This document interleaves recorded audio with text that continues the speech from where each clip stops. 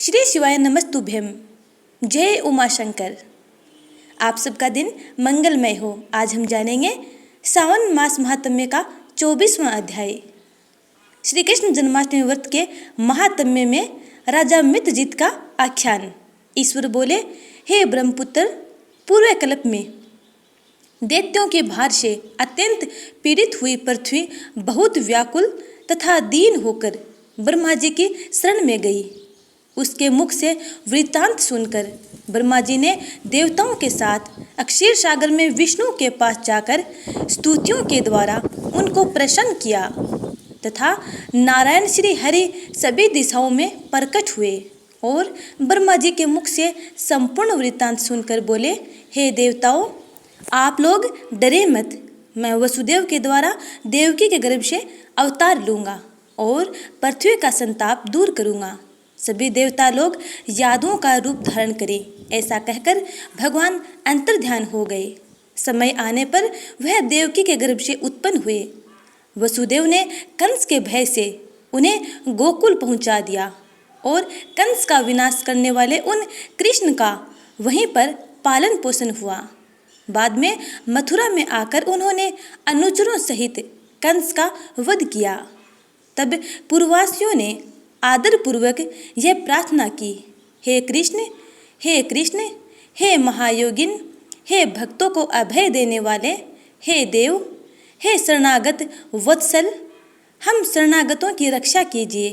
हे देव, हम आपसे कुछ निवेदन करते हैं, इसे आप कुछ कृपा करके हम लोगों को बताइए। आपके जन्मदिन के कृत्य कोई कहीं भी नहीं जानता। वह सब आपसे जानकर हम सभी लोग उस जन्मदिन पर वर्धापन नामक उत्सव मनाएंगे। अपने प्रति उनकी भक्ति, श्रद्धा तथा सौहार्द को देखकर श्री कृष्ण ने अपने जन्मदिन के संपूर्ण कृत्यों को उनसे कह दिया। उसे सुनकर उन पूर्ववासियों ने भी विधान पूर्वक उस व्रत को किया। तब भगवान ने प्रत्येक व्रतकर्ता को अनेक वर प्रदान किए। इस प्रसंग में एक प्राचीन इतिहास भी कहा जाता है। अंग देश में उत्पन्न एक मित्रजित नामक राजा था।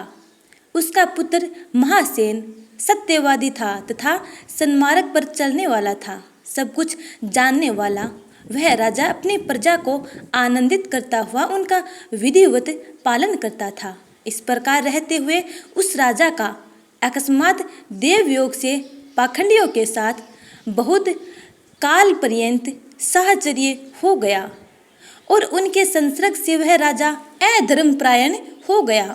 वह राजा वेद शास्त्र तथा पुराणों की बहुत निंदा करने लगा और वर्णाश्रम के धर्म के प्रति अत्यधिक द्वेष भाव से युक्त हो गया। हे मुनि श्रेष्ठ, बहुत दिन व्यतीत होने के पश्चात काल की प्रेरणा से वह राजा मृत्यु को प्राप्त हुआ और यमदूतों के अधीन हो गया।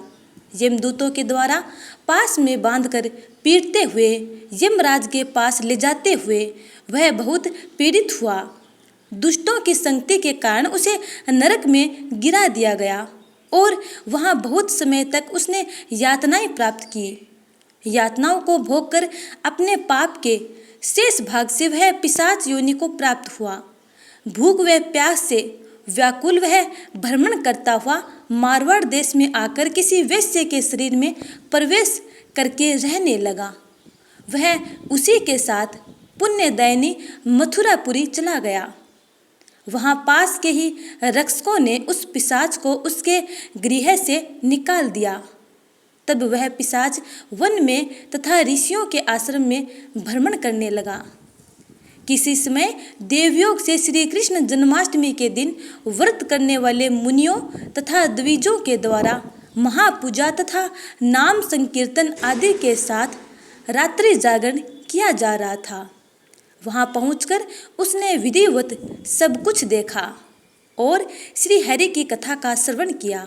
इससे वह उसी क्षण पाप रहित, पवित्र तथा निर्मल मन वाला हो गया। वह यमदूतों से मुक्त हो गया और प्रेत योनि छोड़कर विमान में बैठ दिव्य भोगों से युक्त हो विष्णु लोक पहुंच गया। इस प्रकार इस व्रत के प्रभाव से पिशाच योनि को प्राप्त उस राजा को विष्णु का सानिध्य प्राप्त हुआ। तत्वदर्शी मुनियों ने पुराणों में इस शाश्वत तथा सार्वलौकिक व्रत का पूर्ण रूप से वर्णन किया है। सभी कामनाओं को पूर्ण करने वाले इस व्रत को करके मनुष्य सभी वांछित फल प्राप्त करता है।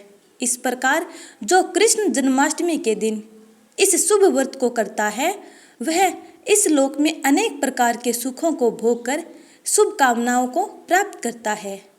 हे ब्रह्मपुत्र, वहाँ वैकुंठ में 1,00,000 वर्ष तक देव विमान में आसीन होकर नाना विध सुखों का उपभोग कर अवशिष्ट पुण्य के कारण इस लोक में आकर सभी ऐश्वर्यों से समृद्ध तथा सभी अशुभों से रहित होकर महाराजाओं के कुल में उत्पन्न होता है। वह कामदेव के समान स्वरूप वाला होता है। जिस स्थान पर कृष्ण जन्मोत्सव की उत्सव विधि लिखी हो अथवा सभी सौंदर्य से युक्त श्री कृष्ण जन्म सामग्री किसी दूसरे को अर्पित की गई हो अथवा उत्सव पूर्वक अनुष्ठित व्रतों से विश्व सृष्टा श्री कृष्ण की पूजा की जाती हो, वहाँ शत्रुओं का भय नहीं होता है। उस स्थान पर मेघ व्यक्ति की इच्छा करने मात्र से वृष्टि करता है और प्राकृतिक आपदाओं से भी कोई भय नहीं होता। जिस घर में कोई देवकी पुत्र श्री कृष्ण के चरित्र की पूजा करता है वह घर सब प्रकार से समृद्ध रहता है और वहाँ भूत प्रेत आदि बाधाओं का भय नहीं होता है। जो मनुष्य किसी के साथ में भी शांत होकर इस व्रतोत्सव का दर्शन कर लेता है वह भी पाप से मुक्त होकर श्री हरि के धाम जाता है। इस प्रकार श्री स्कंद पुराण के अंतर्गत ईश्वर सनत कुमार संवाद में श्रावण मास महात्म्य में जन्माष्टमी व्रत कथन नामक 24वां अध्याय पूर्ण हुआ। उम्मीद करती हूँ कि आपको यह कथा बहुत ही प्यारी लगी है। यदि अच्छी लगी है तो लाइक कमेंट कर चैनल को सब्सक्राइब कर बेल आइकन को जरूर दबा लीजिएगा ताकि आने वाली वीडियो का नोटिफिकेशन आप तक टाइम पर पहुँच जाए। आने वाली वीडियो का इंतज़ार करना। तब तक के लिए हर हर महादेव। जय श्री राधे।